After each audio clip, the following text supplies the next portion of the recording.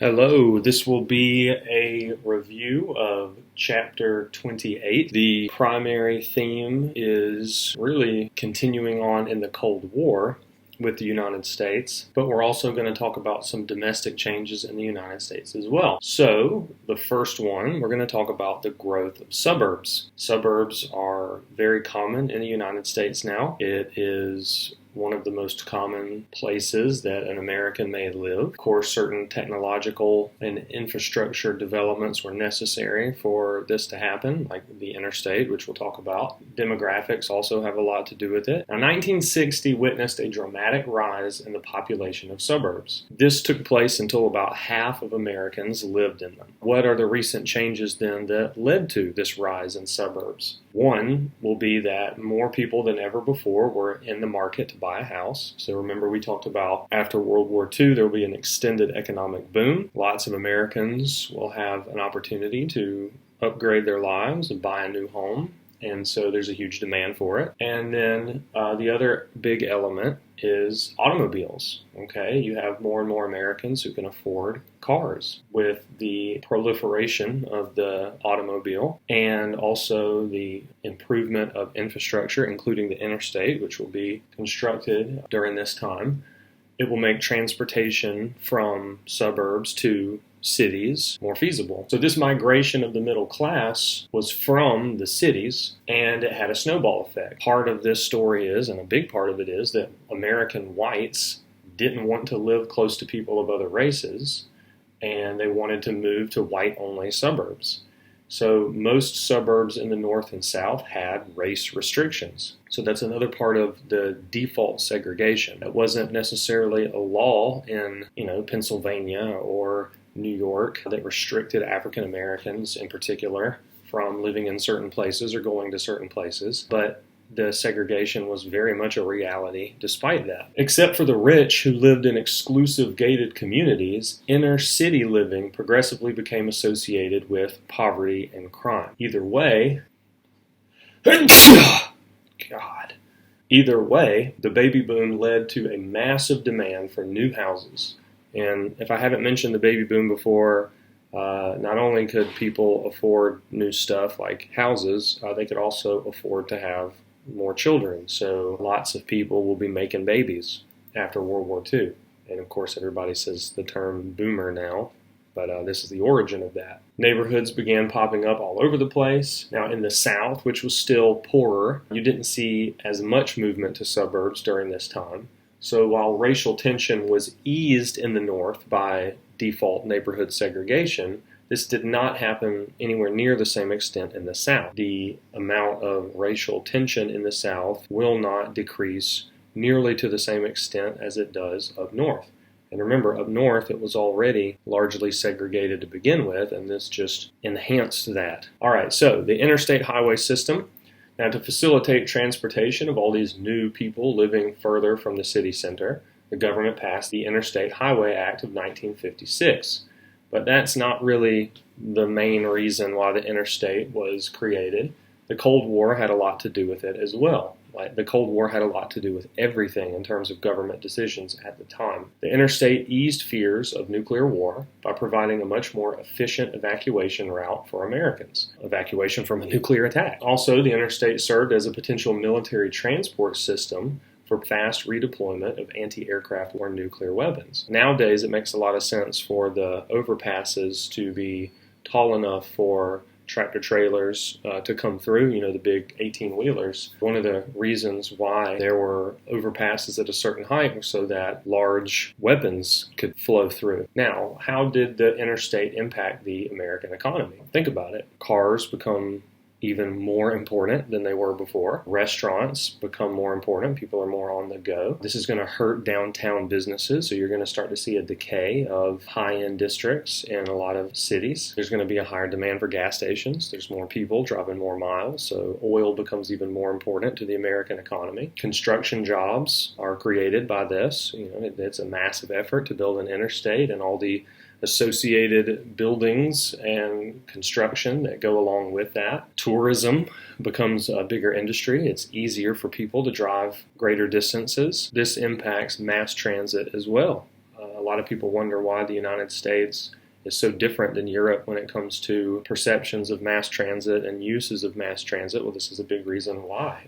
Funding for mass transit plummeted because people were driving themselves greater distances. Okay, another important American domestic topic here, American post-war Christianity. Now, suburbs were not only segregated by race, usually religion was a factor as well.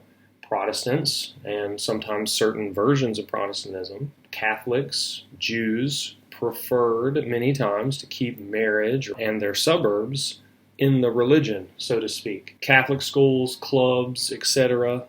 Again, the same applied to Jews.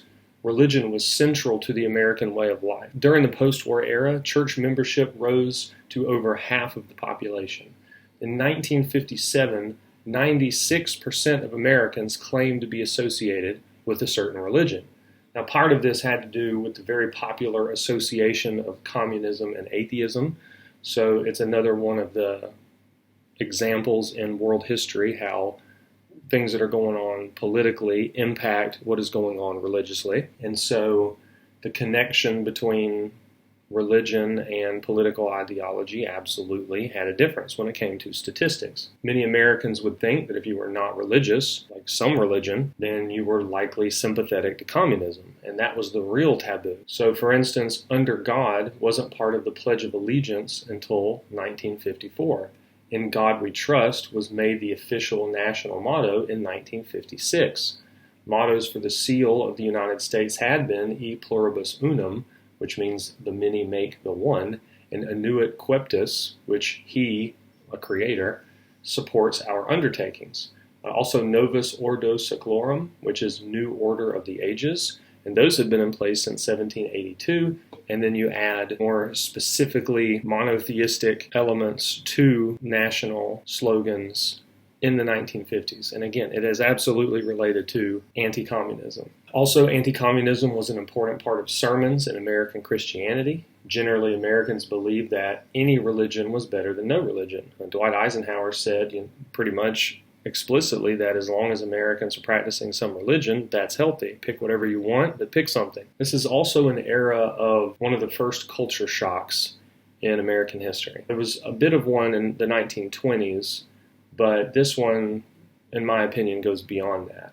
Now, mass culture created an environment of conformity. All Americans being exposed to the same celebrities, the same fashions, the same ideals. Thanks to mass media, you're going to have fitting in becomes more important on a mass scale than ever before. Now, fitting in has always been an element of human nature, but the scale of fitting in and attaching that to the federal government or the nation, it became more pronounced during this time. It wasn't until the rock and roll revolution that strict conformity to one mainstream ideal was permanently broken. Now, the economic success of the 1950s brought with it more forms of entertainment and even more time and money for popular culture. The rise of television and other forms of mass entertainment attracted many artistic brains. While most of these artists, and I don't mean just painters, other types of art, while most of these artists conformed to social norms, others began expressing themselves in original and sometimes controversial ways. Generally speaking, kids who were being raised in an era of materialism and excess wealth with mass entertainment, they had more of an opportunity to expose themselves to new things and had more of an opportunity to develop their own subculture values. This was something that was possible before, but nowhere near as possible as it is now for the reasons I just explained. This meant that for the first time, fitting in as a teenager was increasingly different than fitting in as an adult. Earlier, before kids had easy access to their own forms of entertainment, the values of the parents necessarily overlapped with the values of the children. What I'm trying to say is that these factors we're discussing opened up a new avenue. Now, of course, as you may have expected, there's going to be a conservative reaction to this, as there always is. Kids started dancing with their hips in such a way that was seen as against Christianity. People like to giggle about it now and say, oh, that's ridiculous. It's always easy to judge people of the past based on their different values, but the funny thing is that there's always a constantly cycling version of what is acceptable and what is ridiculous. And back then, the average adult in the United States in a certain generation would have viewed Elvis Presley as evil, maybe even a conduit for the devil. Again, that seems like a funny, hyperbolic thing now, but it absolutely wasn't then. These were the values that were common. And again, they were associated with Christianity. You would have most pastors make the argument that dancing with your hips was, if not directly satanic, bad for your soul and could result in you going to hell. Kids started using strange slang that was seen as corrupt or immoral. Kids started engaging in physical sexual activities far more often and earlier in life.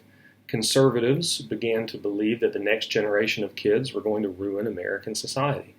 Some things that were seen as deviant, just to give you some specifics: jeans and t-shirts, arguing with adults, obviously, smoking cigarettes, which I should note that nearly every adult smoked cigarettes in the 1950s and 60s. However, it was seen children and young adults should not smoke cigarettes until, of course, they're of age. Now, parents saw that many new motion pictures had bad boy characters that seemed to be setting negative trends for their children. Conservative movements to ban certain types of music, like rock and roll, and in certain types of movies with those bad boy characters, like James Dean. These conservative movements and the conservative backlash will gain steam. Music was absolutely changing. Long considered in the United States as ethnic music, rhythm and blues rarely had an influence on white culture. But as Southern musicians who were heavily influenced by rhythm and blues began to mix that with pop, the result is rock and roll. Now, white teenagers became cultishly obsessed with this music, and artists like Elvis Presley gave older white people near heart attacks. Presley's long hair, his sideburns, and of course his hip swinging dances appeared to be the devil on earth to many social conservatives. But rock and roll eventually became mainstream, and people eventually saw it as acceptable, just like any other thing that pops up. And is eventually people freak out over, and then they get over it. It's always funny, the generations who are so confident and even arrogant that the older generation is lame and they don't understand it and they're closed-minded end up doing the same thing. And it's funny, it's a perpetual delusion of every generation when they think that, like, for some reason, despite the fact that literally every other generation in human history has done that somehow by some miracle of being special, the latest generation is the one that finally figured it out. And they don't anticipate being in the same boat. So, self-awareness takes time, I guess. Anyway, obviously this has a tremendous impact on American culture. You have the beginning of a separation of values between one generation and the next. This results in a social decline in the amount of reverence and respect that one generation gives to the previous. And if you think about the logical consequences of that, what it means is that social change is not only going to quicken, but it's going to become a value in and of itself. That to change things is good, regardless of what exactly you're changing or the reasons behind the change. Change, new things, questioning what was established by previous generations became the norm. The next section is about Eisenhower, John Foster Dulles, and Cold War strategy. People saw the world as split into three types of places.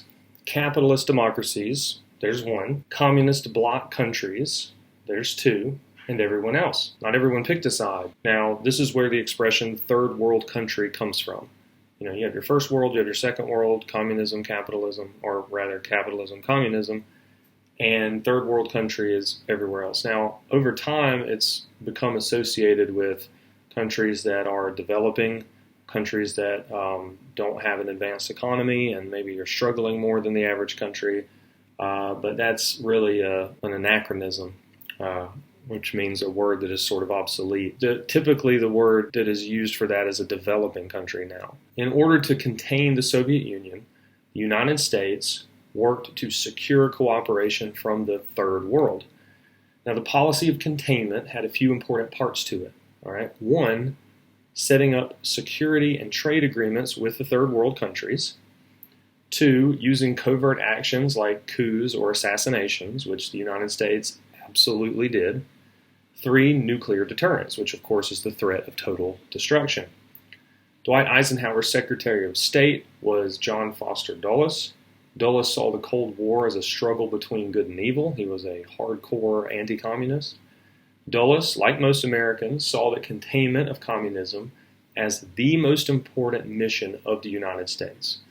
And in this desperate situation, almost anything could be justified by that attitude.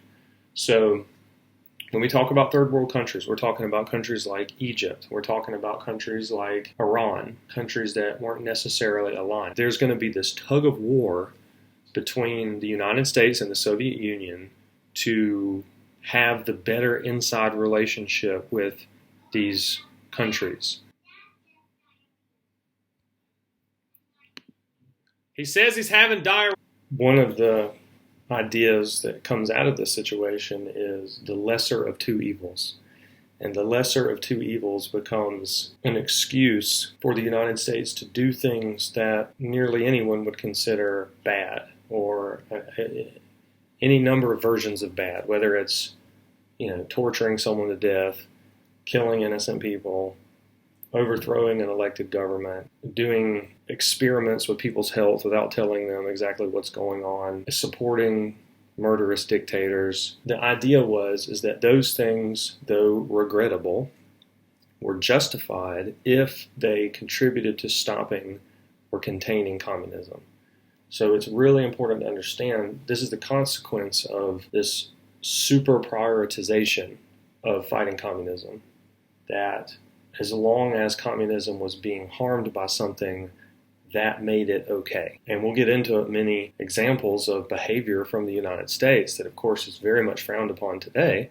But at the time, people were caught up in fear, which fear is the number one thing that an authority can use to convince people to be completely powerless.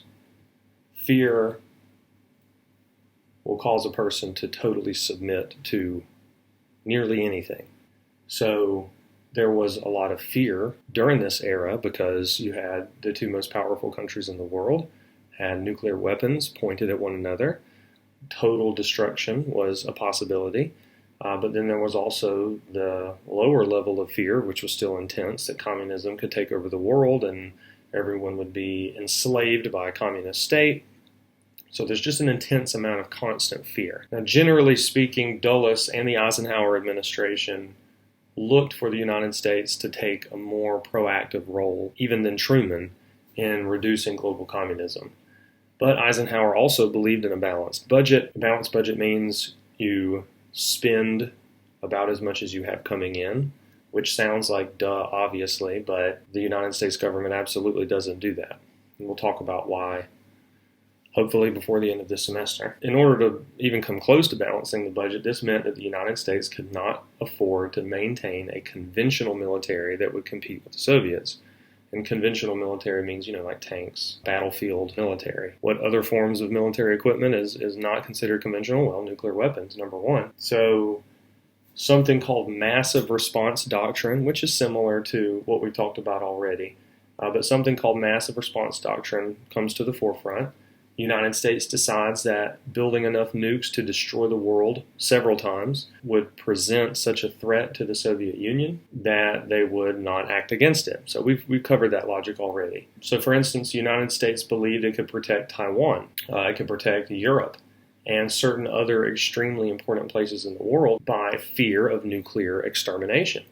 So the problem with this strategy is that it relies on a credible threat. If you tell the Soviet Union, look, we're going to nuke you if you do this, and the Soviet Union says, let's see, or they don't believe it, then that's a crisis, because you've either got to do it and end the world or not.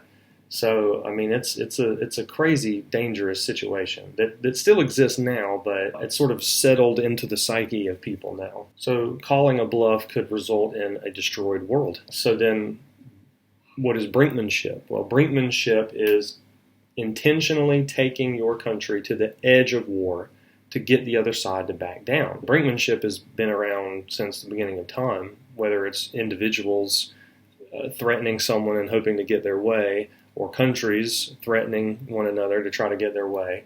Used to, the worst case scenario was a war, which is awful, but now the worst case scenario is maybe a total destruction of humankind. But brinkmanship didn't go away. We're going to talk about the Cuban Missile Crisis, and that is, as far as we know, the closest the world ever came to a total nuclear destruction. So another major American history topic that we're going to get into, and we're going to get into this topic in several stages, but it's the Vietnam War. Now, the Vietnam War is something that spans decades, okay? Really, from the American perspective, from the 1940s all the way to the 1970s. And we're going to, in this chapter, get into the origins of the United States in Vietnam. We're not going to get into the actual stereotypical Apocalypse Now, Full Metal Jacket, not the full-scale war that the United States conducted there later. We're going to get into the origins. Vietnam was the issue in American politics during the late 60s and the early 70s. But U.S. involvement in Vietnam can only be understood if you understand the logic of the Cold War, which is something that we're talking about.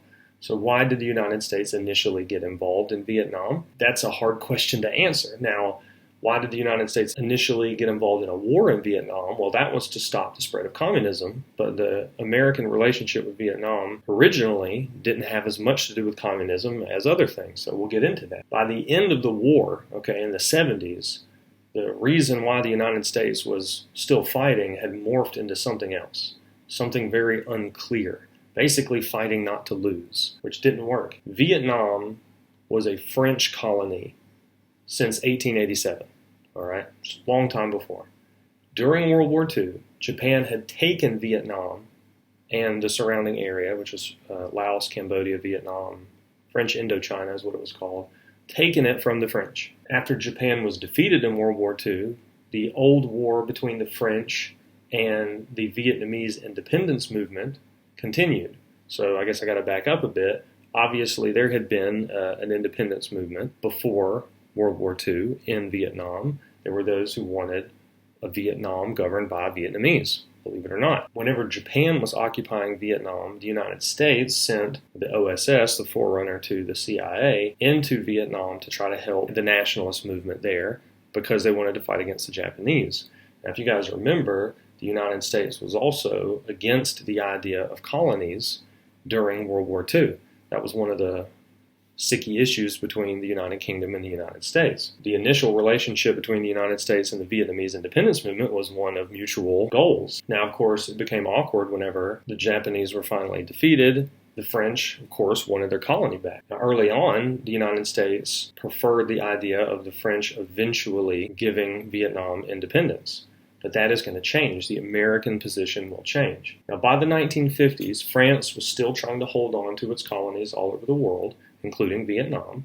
The United States had been against colonization before, during, and immediately after World War II, and called for France and the United Kingdom to transition to full independence in their colonies. In fact, Ho Chi Minh, which is the leader of the Viet Minh, which is the Vietnamese nationalist movement, Ho Chi Minh will first attempt to work with Americans to secure Vietnamese independence. In fact, after World War II, when he is elected by his own people as leader of Vietnam, and this is the days after Japan was kicked out, but before France could reestablish its control, Ho Chi Minh actually quoted Thomas Jefferson in his acceptance speech. In fact, Ho Chi Minh, who had lived in the United States previously, originally saw the United States as the best opportunity for Vietnamese independence. Now, that's significant because eventually the Vietnamese nationalist movement will become communist. It wasn't because Ho Chi Minh was primarily a communist and he cared most about that ideology.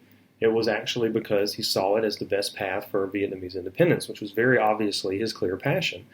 So he even met with FDR back before the end of World War II, and FDR gave him assurances. So things are going to change. What changes? Well, communism. During the 1950s, the United States position will change on Vietnam, and the United States will give over $1 billion to the French to help them keep control. So why did the United States change its mind? Well, do you remember the Marshall Plan? Remember the whole thing about fear of communism spreading into Europe, and that being the most important thing according to the United States containment policy. Well, France was absolutely economically vulnerable. And France argued that if it has to give up its colonial possessions too soon, then the economic situation in France would become much worse, which would work against the Marshall Plan and would work against the plan to reduce the spread of communism in Western Europe. So for that reason, the United States decided that it had to, despite its earlier claims about being against colonization, support the French colony, not because it changed its mind on the values of colonialism, but simply because of communism was the biggest thing in the room at all times. Now, the French are going to use up their money. They will fail to hold on to their colony. The Viet Minh will successfully defeat the French. And so the United States eventually gave up on the French and will sign a deal with the Viet Minh, basically stating that communists could keep control of the North and that the United States would oversee a government in the South, so setting up a similar situation as in Korea. Now you have to remember during this time, in the 1950s, the Korean War was still going on. So the United States tended to view Vietnam in the same lens that it viewed Korea. Now, the United States initially agreed to let elections decide the fate of South Vietnam, and that would be whether or not they wanted to join with the North and consolidate under Ho Chi Minh and the nationalist movement. Now, since Ho Chi Minh and his party was extremely popular, the United States knew that South Vietnam would actually vote to unify. So because that would mean the spread of communism, and because the United States believed that the Viet Minh were controlled by Moscow, that is, the Soviet Union, which they were not, we now know for sure, the United States saw such a vote as unacceptable. So what that means is the United States agreed to let a vote happen, then later reneged and did not. So when the deadline for that vote passed, the United States refused to cooperate with elections and instead installed a pro-U.S. anti-communist government in South Vietnam.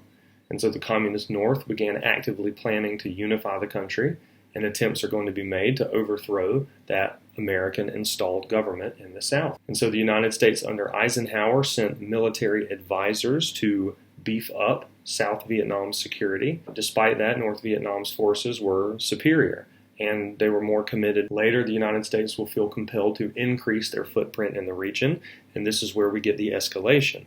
So basically, we threw some water on the fire. The fire's still there. Let's throw some more water on it, and let's keep doing that until the fire goes away. But the problem is it never does. We're going to go back to Vietnam in a later chapter. Let's switch gears to the United States and Iran. Now, Iran had long been stuck between the imperialist dueling of Russia and Britain, way back into the 1800s. By the 1920s, Iran was able to establish some form of sovereignty, that is, governing itself, but European influence and pressure still remained heavy. Now, during World War II, the Iranian Shah, the leader of Iran, was forced into exile by the Soviet Union and by Britain. They actually coordinated on this, for not expelling German officials. Remember, Germany was Nazi Germany at the time. Iran was trying to be neutral, and they were punished for it. So, Britain and the Soviet Union continued to control Iran, and then as the Cold War heated up, remember the beginning of the Truman Doctrine, the Soviet Union began increasing its exploitation and influence in northern Iran. Now, at this point in American history, this is when Iran became important. Again, before it was just Russia and Britain in their dealings. Now the United States is, because the United States is looking to be the world police about communism, now Iran is one of those battlegrounds in this containment. Since the containment of communism was seen as the most important foreign policy goal by far, decisions were made regarding Iran that never really considered Iran itself. So basically, Iran was just a feature of the American global political plan. Now, Iran sensed that it was important. It sensed it was in this position, and it began to push harder for nationalization of its resources, primarily oil. What I mean by that is that Iran has oil, and due to colonial arrangements and imperialist arrangements in the past, Iran had pretty much sold its oil rights to Britain. And so as the country wants to become more independent and govern itself, it decides that Britain does not have Iran's best interest at heart and that the oil should be turned over to Iran and the production of the oil, because it's Iranian oil. Now, Iranians had long been angered by Western exploitation, and since oil was so lucrative, and Western powers were clearly benefiting the most from Iranian oil, Iran's government, which was an elected government with a constitution, by the way, there was no Ayatollah or anything like that. It was a constitutional elected government. That government will declare the British-dominated oil company was now fully Iranian, so they nationalized it. Now, Britain would not accept this. They want to hold on to their colonies and their leverage around the world, and so they're going to condemn Iran, the government, and they're going to blockade and embargo Iran. Now, the British made the case to the United States that communists were behind the nationalization, and to be clear, there were communists and a communist party involved in the national coalition, but the primary source of the nationalization of oil was not a communist conspiracy. It was a relatively loose connection. But anyway, that was what was going to get the United States to jump. That's how it was delivered to the United States, and the United States will respond the way that Britain wants them to. So the United States will join the boycott, and in a few years, the boycott destroyed the Iranian economy, and of course that was the goal. Now after this, and this is a normal part of the MI6 or CIA playbook, is if you want to overturn a government and you don't want to have a straight-up invasion, you do things to try to cause their people to become unhappy so they're more likely to cause trouble. And in the environment of trouble, if a country is destabilized, it's much easier to have a coup, which is, overthrowing the leader, or cause a revolution or a civil war and then take advantage of the vacuum of power or the chaos and create the situation that you want. So the United States, the CIA, is going to do exactly that. The American CIA put together a coup, and they overthrew Iran's prime minister. After this, the United States negotiated a deal with Iran that guaranteed the Soviet Union would not benefit from Iranian oil. Iran's Shah became much more powerful and became more pro-American. So basically, the elected government that Iran had was overthrown by the CIA, and in place of that, the United States installed a more powerful centralized government that would be loyal to the United States against the Soviet Union. Now, of course, this made the United States happy, and for several years, this turned Iran, at least the government of Iran, into a staunch ally of the United States, a big contributor of oil, a big buyer of American military goods. But Iranian nationalists hated that their country was still at the mercy of a Western power. It was basically a puppet state. They saw their Shah living a billionaire's lifestyle, and they felt that he was trying to eradicate local culture in favor of Western materialism. And we'll come back to Iran later. All right, so that's sort of like chapter one. There's many, many examples of the United States during the Cold War overthrowing governments and installing a government loyal to the United States. The next example, and we're not even going to cover a third of them, or really even a quarter of them, intervention in Guatemala. Now, the United States wanted to try to do something similar in Guatemala, that's in the Western Hemisphere, even though Guatemala had a democratically elected and somewhat popular government. This government seized land and redistributed it from its view, or what it claimed, to stabilize its society. A lot of that involved nationalization. So much of the land taken was of the United Fruit Company, which was an American corporation. This went against American business interests, absolutely. So the United States government will take the side of the fruit company and began to pressure the government of Guatemala. The Guatemalan president, Jacobo Arbenz, refused to give in, and he claimed that the redistribution was necessary to fix the economy. He made the argument that Guatemalan affairs should be run by the Guatemalan government, not the American government. Propaganda will be started that Arbenz is a communist. Eventually, the CIA is going to train and equip a group of Latin American mercenaries to overthrow the government, and so a military dictatorship is set up, and the United Fruit Company got nearly all of their land back. All right, so we're going to talk about the Soviet Union just a little bit to see what's going on there. Now, at the beginning of the Cold War, Stalin was the leader of the Soviet Union. And of course, Stalin is well known as arguably the most brutal dictator in the history of mankind. He was a paranoid, mean, arbitrary leader. He had no scruples when it came to keeping himself in power, also in protecting the Soviet Union from the West. But when he died, which happens, another man with a very different mindset took over, Nikita Khrushchev. So when Khrushchev gained power, the Soviet government was somewhat liberalized. And when I say liberalized, I mean you were less likely to die if you spoke out against the government. Now that was still very much on the table, but it wasn't quite as automatic. Stalin had tens of thousands of people killed on a whim. So that type of behavior would die down a bit. No pun intended.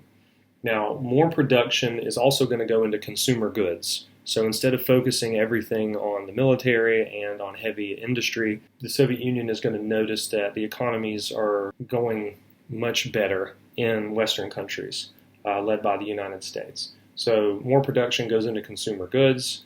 Strict laws of government control were somewhat relaxed, though certainly they were not removed. But nearly as soon as a lot of these laws were relaxed, you're going to have many Eastern European countries, which were yearning for independence of their own, they're going to start to try to break free of Moscow. And so the Soviet Union, they're actually going to let Hungary set up its own government.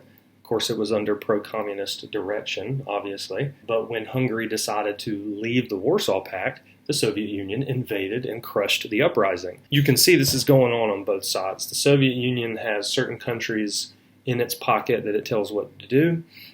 It's very obvious to the Western countries that is going on, whereas the United States is taking a slightly more indirect approach. The United States is painting it as it's in these countries, it's in the interest of these countries to do this. So, the United States is also overthrowing governments all around the world.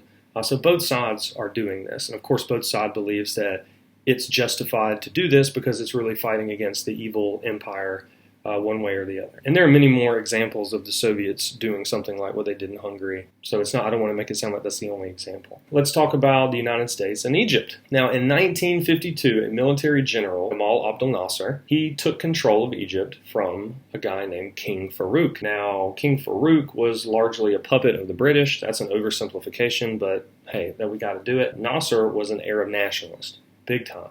He wanted the Egyptian Arabs to control Egypt. Now, Nasser and his government pushed for the British to finally get out of Egypt. But initially, like in other cases, the United States supported this.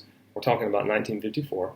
And Nasser remained unaligned, meaning he remained a third world country. He did not want to cozy up to one side or the other. He wanted to enjoy the leverage of sort of being independent. He felt like if you got too in bed with one side or the other, you lost your sovereignty. And again, his big thing was independence and Arab nationalism. Now, the United States tried to convince Egypt to come to its side by offering loans for a very important dam on the Nile River, the Aswan Dam. Long story short here, Nasser is not going to behave the way that the United States wants. It is going to make deals with the Soviet Union that the United States considers unacceptable, and the United States will withdraw its loans. Basically say, all right, we're not doing that anymore. And Nasser responded by seizing the Suez Canal, which is arguably the most strategically important thing in the whole world, which is, if instead of having to go all the way around Africa to get from Europe to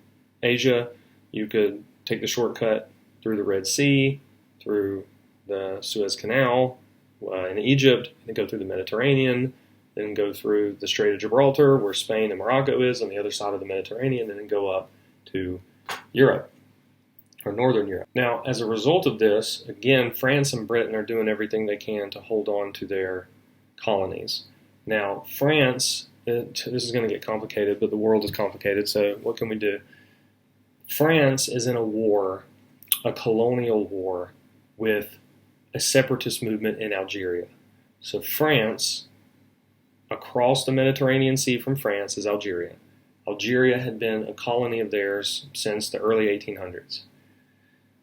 They're fighting, France is fighting there.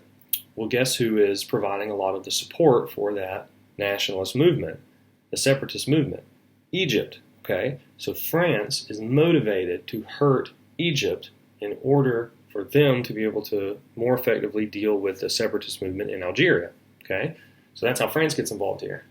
Now, Britain, we have obvious reason, Britain wants the Suez Canal. They don't want to lose control of it. And so, because it's, been theirs, the British companies, French companies built it, but Britain invested a lot in it, and it was extremely important to their empire. And it was considered unacceptable for them to lose it. A spoiler, they eventually do. So, France and Britain are going to plan with Israel, they're going to get involved in this, to invade Egypt and get the canal back, and then give Israel some Egyptian land on the Sinai Peninsula. Now, after this invasion occurs, before it is able to succeed, which it probably wouldn't have, but maybe, both the United States and the Soviet Union were outraged and demanded that the British, the French, and the Israelis withdraw. So they eventually did, Now, the big lesson in all of this is that this pretty much was the nail in the coffin for anyone believing that France and Britain were still on par with the United States in terms of power. This is very obvious that the British Empire was over, the French Empire was over,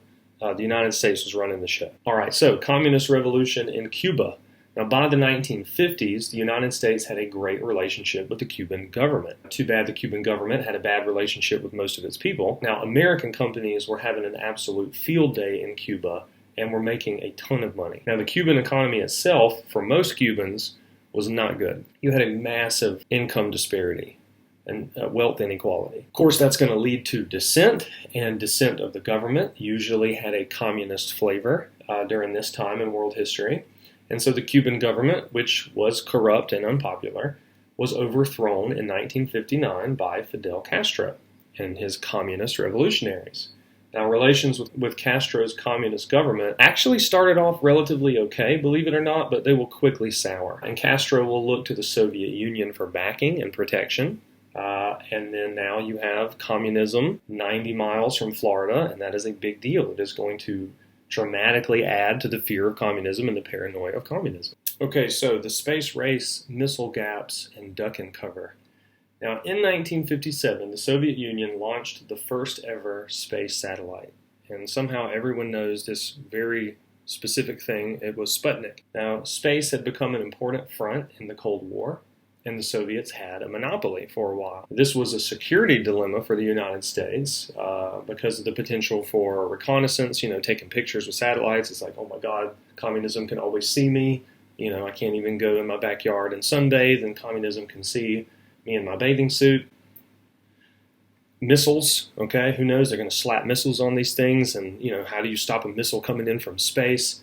So the fear of a missile gap or a satellite gap, this is a massive arms race. The fear of the Soviet Union having more missiles effectively aimed at American targets was tremendous. So this unleashed an intense interest in developing space technology. Turns out, now we know that the Soviet Union was never close to the United States in terms of the amount of nuclear missiles. The United States was always in a position to do much more thorough destruction of the Soviet Union than the other way around. But the United States didn't know that, and of course the paranoia inflates fear. This was a time of pervading fear that a nuclear war was a constant possibility. So in addition to tornado drills, which you may remember in grade school, schools implemented duck and cover drills that were meant to offer peace of mind more than practical protection.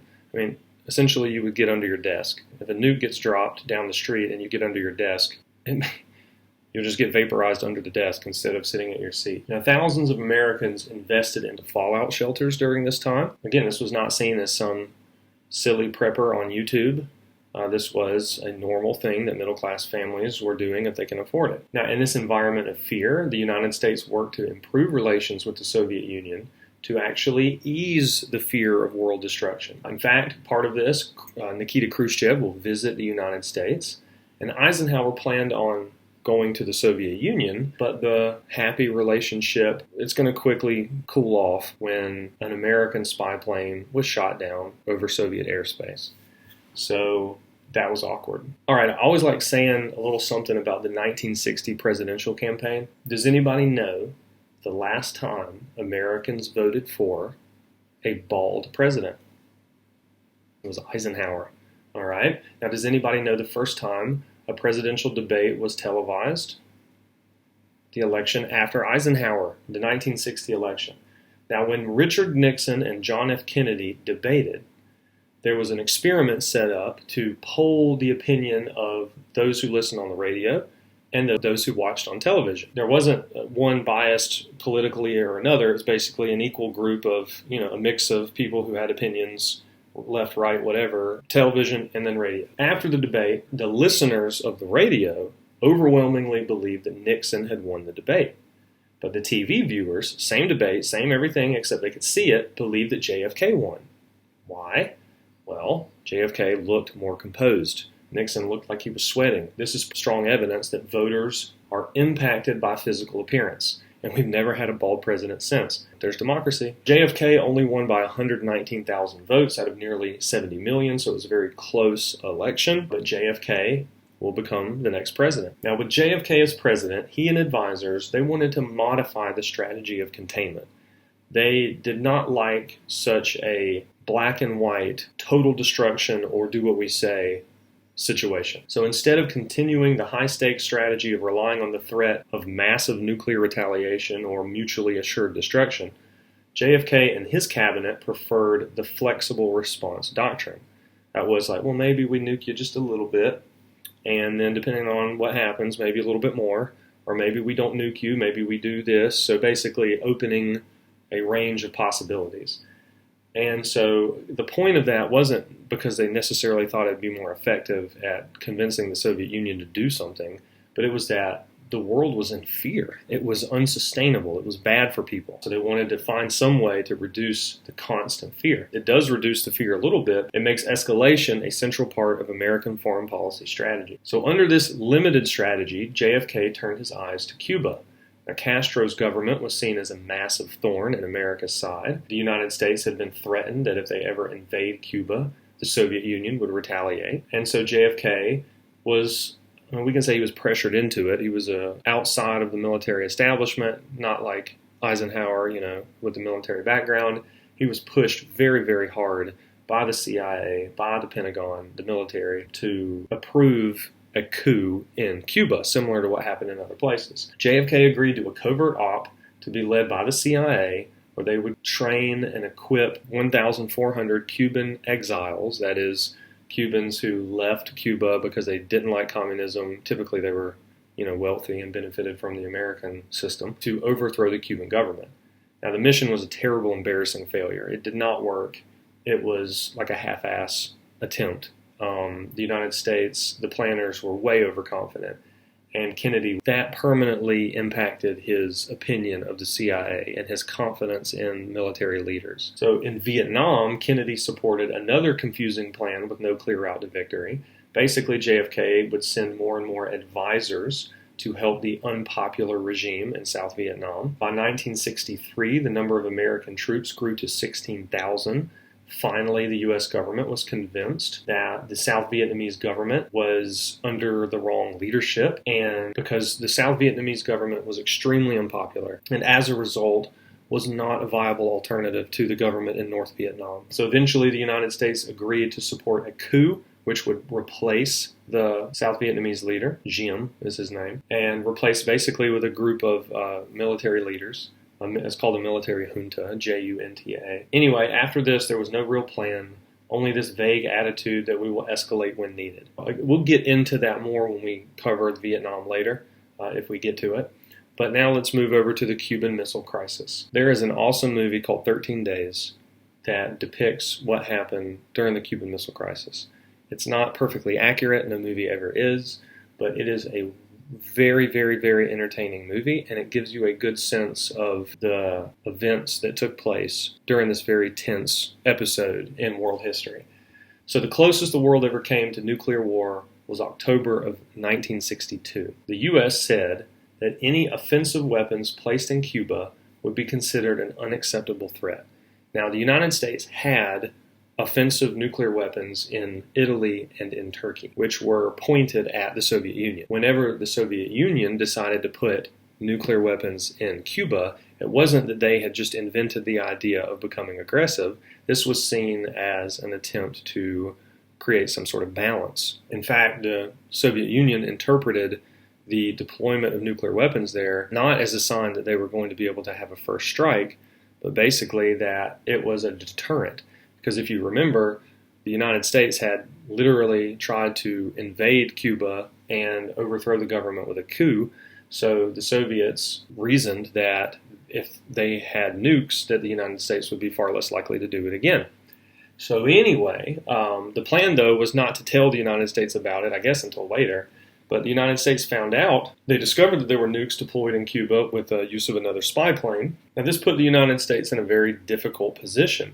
JFK was initially convinced to launch a surprise attack, but then he changed his mind because he realized it could start a nuclear war. But he wanted that option to remain on the table. So basically the United States is going to prepare for all scenarios, invading Cuba, airstrikes to knock out the missiles. That could cause retaliation from the Soviet Union.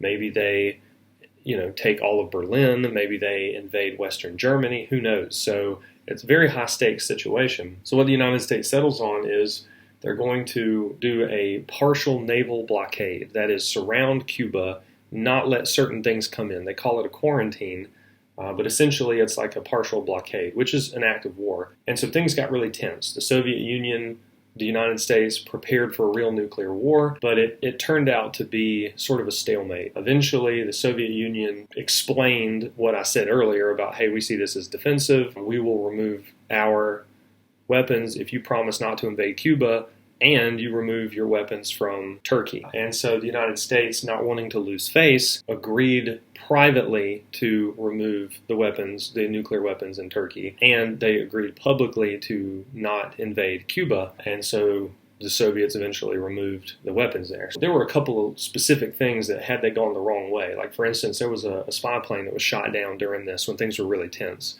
And you had generals who were telling the president, you need to start war. We need to invade now. So, it could have very easily gone another way. Again, watch that movie. It's amazing. Or read the book, 13 Days. I know everyone's bibliophobic, so at least if I tell you to watch a movie, there's a chance. Okay, now this incident freaked everyone out, but it led to actions to reduce the threat of nuclear war down the road. So like a nuclear test ban treaty came out of this as well, or after this.